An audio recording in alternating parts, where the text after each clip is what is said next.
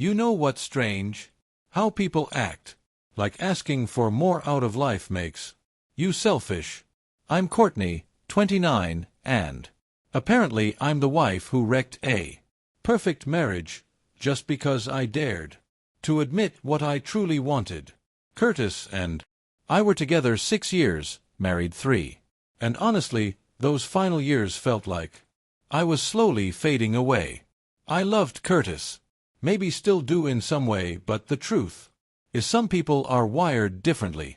I've always craved more passion, more connection, more of everything than our quiet suburban cycle could give. Curtis is the kind who gets excited about color-coding the garage on a Saturday. Meanwhile, I felt like I was suffocating under the weight of predictability. So, yeah, I brought up the idea of opening things up. It wasn't sudden. I'd been dropping hints for years. Those soft moments after sex, when he was calm enough to listen, I'd bring up stories about couples who thrived in open marriages. I'd ask his thoughts on arrangements that allowed freedom. And his reply was always, I never really thought about it. That answer drove me crazy. How do you not think about it? How do you just accept that this is life forever? The more I pressed, the clearer it became that Curtis was limited. Same shirts he wore in college. Same coffee shop every single morning. Same 3 TV shows on loop. It was like he stopped evolving the day we exchanged vows. But I was still growing, still searching, still wanting to feel alive instead of existing in this dull bubble of habit. A year ago, we planned a trip to some quaint mountain town that looked perfect online. Curtis mapped out every meal and activity, his itinerary stripping away any sense of spontaneity. Still, I was glad to be somewhere else outside our usual work, dinner, TV, bed cycle. The first day actually felt decent. We hiked, tried new food, and Curtis seemed more laid back than usual. For a moment I thought maybe this could work. Maybe a change of scenery would finally help him see what I'd been trying to express for years, that I needed more. For those few hours I felt hope. That evening we wandered into a bar with live music. Normally, Curtis avoids places like that because they're too unpredictable. But he tried, which I noticed. We grabbed a table, ordered drinks, and for once it felt like a real date instead of our usual routine. That's when Adrian appeared. He was sitting at the bar, alone, and when our eyes met, I felt a spark I hadn't felt in forever. Not just attraction, though he was gorgeous, but that feeling of meeting someone alive in a way I hadn't seen in years. His energy was magnetic, the opposite of Curtis's careful, calculated way of being. Adrian came over with drinks for us. He was charming, funny, telling stories about travel and experiences that sounded like real adventures, not Curtis's safe trips. Within an hour of talking, I felt more mentally alive than I had in months with my own husband. Curtis was polite, but I recognized that familiar stiffness in him whenever he felt out of place. Meanwhile, I was lit up inside. Adrian asked questions about my thoughts, my dreams, my perspective. He actually cared what I had to say. It was captivating. As the night went on, I kept leaning closer to Adrian, our world forming a bubble. Curtis wasn't inside. It didn't feel forced, it just clicked. We talked books, music, travel, and I kept thinking, this is what I've been missing. This is the life I want. The flirting between us was undeniable, and the spark was electric. I hadn't felt butterflies or lost track of time like that since before I got married.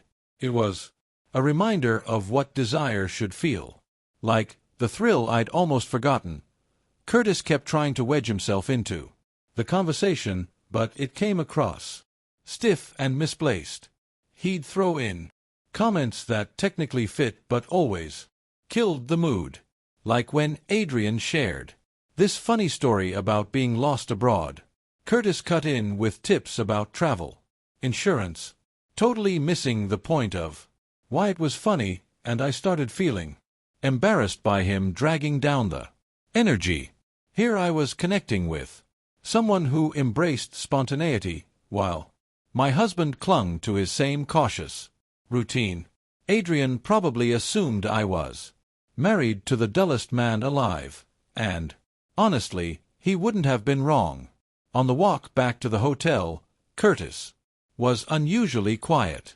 I could tell he was brooding, probably replaying the whole evening in his head like he does with everything. Part of me considered bringing it up, maybe using the moment to finally push the conversations I'd been avoiding. But another part of me just wanted to savor the excitement, without Curtis dissecting it to death. The next morning, Curtis was different. Not angry exactly, but guarded, overly polite in that way he slips into when he's avoiding conflict. He suggested we ditch meeting Adrian again and stick to our original schedule. When I asked why, he gave me this look like the reason should be obvious, which only irritated me more. He said, I thought we came to spend time together, which landed like a guilt trip, as if marriage meant I couldn't enjoy new connections. That was exactly the possessive vibe that made me feel trapped. Here I was finally energized by something, and Curtis wanted to smother it because it didn't fit his safe little plans. We compromised by seeing Adrian for lunch, but Curtis was visibly uneasy the whole time. Anytime Adrian and I started clicking, Curtis cut in with reminders about afternoon activities or nudged us to leave. It felt less like having a partner and more like being monitored.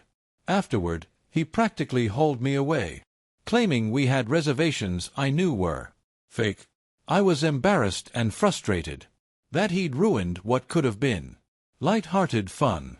Back at the hotel, when I called him out, he accused me of being inappropriate. You were openly flirting with him, he said in this hurt voice. I rolled my eyes. So what if I was a little? It's called being friendly. Just because you've forgotten how to be spontaneous doesn't mean I have to shut down who I am. The argument escalated, with Curtis acting like I'd betrayed him by enjoying another man's attention. He kept saying how disrespected he felt, how uncomfortable it was, how married women shouldn't behave like that. It felt like listening to some outdated lecture about proper wife conduct. What stung most was how Curtis centered everything on his hurt instead of recognizing how alive I'd felt for the first time in years. It proved how much I'd been muting myself to keep him comfortable. The rest of the trip fell apart. Curtis sulked in silence while I seethed that he'd turned what should have been joy into drama. We barely spoke on the drive back. Spent the miles wondering how different life would feel if I'd chosen someone confident enough not to police my every move. A month later, I finally gathered the nerve for the talk I'd been avoiding. Waited for a quiet night when Curtis was relaxed, hoping he might really listen. I want to talk about opening our marriage, I said carefully, watching his face. I saw that flicker of disbelief, like he wasn't sure he'd heard me right. It wasn't shocking, I'd hinted for years, but saying it plainly caught him off guard. He sat there silently, wheels turning, before asking what exactly I meant. So I explained I wanted us to try seeing other people while still staying together. Not divorce, not separation, just recognizing that maybe monogamy isn't for everyone. His first response was to ask if this was all about Adrian, which irritated me instantly. Of course, he'd pin it on one man instead of seeing this was about something bigger. I told him Adrian wasn't the point at all. He was only the spark that made me see how much I'd been denying myself by sticking to one person. Over the next several weeks, we circled back to the topic often. Curtis asked endless, practical questions. Would it just be physical? What limits would exist? How jealousy would be handled? It was clear he wasn't thrilled, but at least he was trying to process it instead of shutting me down immediately. I gave him credit for engaging, though. I could tell he hoped I'd either drop it or decide it was a phase. He kept offering alternatives, therapy sessions, date nights, another trip, as if minor adjustments could fix a deeper truth. That's what frustrated me most. He still wasn't really listening to what I was saying. The more we talked, the more I realized this wasn't negotiable. For years I'd been silencing myself to fit his version of a wife, and I was worn down. I needed the freedom to explore, to feel alive and desired again, and our marriage just wasn't giving me that. Curtis's constant, "I need more time," answers wore thin. How much more time did he need? We'd been circling the same discussion for years. Eventually he'd have to decide whether he could accept me fully or not. I was willing to be patient, but not indefinitely. I tried to explain this wasn't about our sex life or some failing of his. It was about me, who I am, how I've always thrived on variety and new experiences. Squeezing myself into a traditional mold was slowly suffocating me. The more I voiced this, the more defensive Curtis became. He demanded to know why he wasn't enough, if I'd ever been truly happy with just him. Those questions felt like accusations meant to guilt me into silence instead of understanding me. Finally, I had to lay it out clearly. This wasn't bargaining. This was me telling him what I needed in order to stay married. If I tried to bury it, it would only fester into resentment.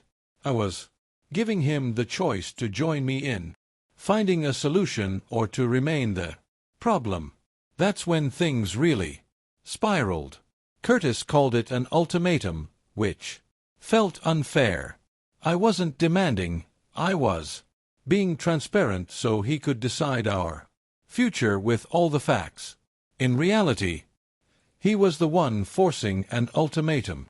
Either I deny myself or lose the marriage. Our arguments grew sharper and more frequent.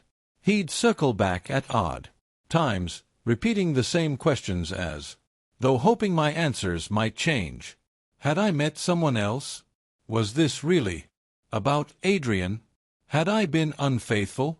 The interrogation wore me down. What infuriated me most was how he framed my desire for openness as outrageous, like I was asking for something unheard of, when in truth plenty of couples manage it successfully. His go-to line became, "Normal people don't need that. Most wives would be grateful for what we have." It was dismissive and cruel. Soon, Curtis's jealousy bled into other areas. He eyed my work friendships, made snide remarks about plans with friends, as if every man I spoke to was a threat. It was stifling.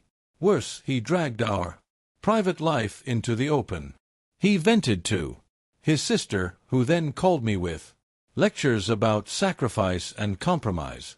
His family's disapproval seeped into dinners and gatherings, full of awkward looks and strained politeness. It was humiliating to know they were all judging me behind the smiles. Eventually, Curtis escalated to threats of divorce unless I dropped the idea entirely. He claimed he couldn't stay with someone who didn't respect marriage. But in my mind, honesty was respect, better than lying, sneaking around, or letting love rot into resentment. When it hit me that he'd never accept it, I knew I had no choice. I could either smother this part of myself forever or face the fallout of being true to who I am. It wasn't really a choice at all. I couldn't go back. The final breaking point came on a Tuesday night in February. After days of cold silence, Curtis delivered what sounded like a rehearsed speech about how my demands were tearing us apart and that maybe divorce was the answer. Think he expected me to fold, to swear I wouldn't bring it up again. The shock on his face when I said, maybe we should, was almost ironic. He never thought I'd actually mean it. What followed was strangely the most honest talk we'd had in years, because it was about ending things. Curtis admitted he couldn't picture himself accepting an open marriage. I admitted I couldn't pretend anymore without losing myself. The divorce process was thankfully simple. No kids, no drawn-out court fights. We split the assets, sold the house, and untangled our lives with minimum fuss. Still, Curtis couldn't resist getting the last word. He told our lawyer his version, that I'd suddenly blindsided him with selfish demands, conveniently leaving out years of conversations, making it sound like I'd just woken up one morning and chosen to wreck a perfect marriage for no reason. Just weeks after the divorce papers were signed, Curtis started seeing someone new, an elementary teacher he'd met through a friend. The picture-perfect type, sweet, traditional, the kind of woman who would never push him or want anything outside the standard mold. She seemed thrilled to be his doting girlfriend, filling her feed with cute couple selfies and posts about how lucky she felt. Watching it unfold was strange, especially when mutual friends would mention how normal and happy they looked, as if Curtis had finally found the right partner after his selfish ex-wife ruined everything by asking for too much. It was obvious to me he was proving a point, showing the world he could have a successful relationship with someone who fit his simple blueprint. What people didn't realize was that I wasn't jealous, and I didn't regret my choices. Seeing him with someone content to live inside that box only confirmed how different we truly were.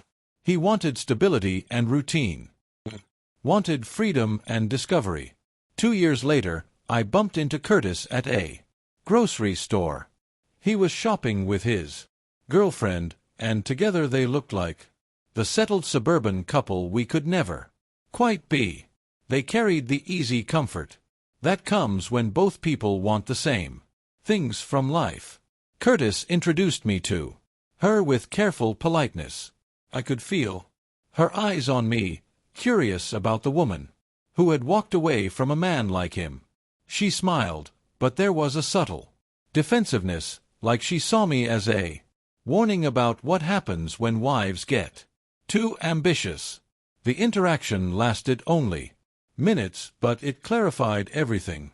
Curtis had chosen a partner who would never ask him to grow, who would embrace life exactly as it was. I, on the other hand, was still exploring, still figuring out what love and fulfillment meant to me. At least I was honest about the search, instead of burying myself alive in a role that didn't fit.